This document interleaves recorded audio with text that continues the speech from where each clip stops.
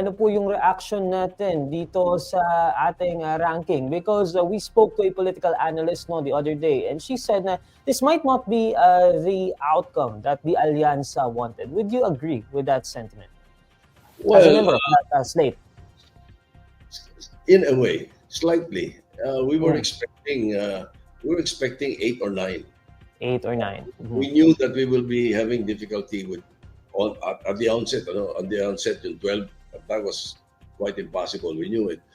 So we were expecting 8 or 9. But eventually, well, the outcome is I don't know how they count it, but in my perspective, technically, it's 6-3-2-1. That's at least Alianza got the majority of 6. They were counting Camille as part of the Duterte group, but we never let her.